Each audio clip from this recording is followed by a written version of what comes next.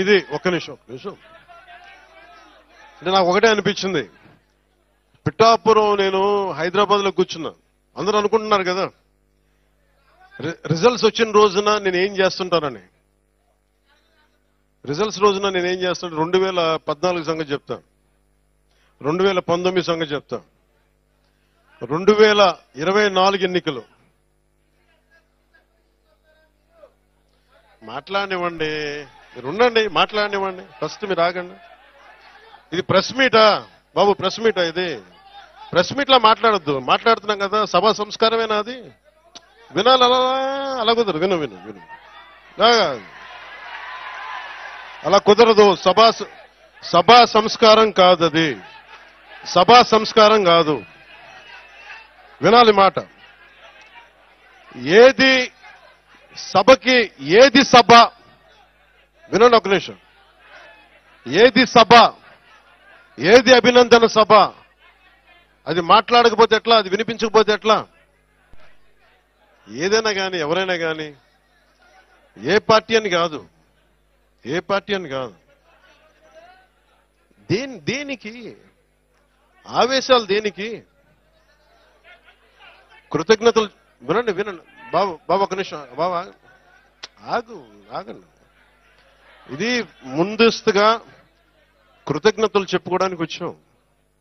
సమస్య ఏమైపోయిందంటే పవన్ కళ్యాణ్ అనగానే అందరికీ అలుసు చులకన అయిపోయింది.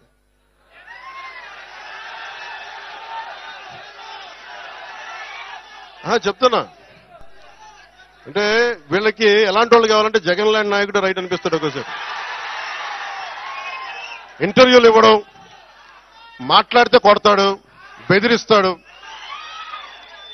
వాళ్ళ దగ్గర భయంగా ఉంటారు, వాళ్ళ దగ్గర బలంగా ఉంటారు. ఇట్లా చేతులు కట్టుకుని కూర్చుంటారు. మనం ప్రేమగా ఉంటాం కదా, గుండె విప్పి మాట్లాడతాం కదా, అందుకని చులకన. అందుకని దయచేసి అందరూ కూడా, నేను చాలా గట్టి అని గుర్తుపెట్టుకోండి. భయాలు లేవు నాకు. ఎంత మొండివాడినో, ఎంత పట్టు పడితే వదలను గుర్తుపెట్టుకోండి.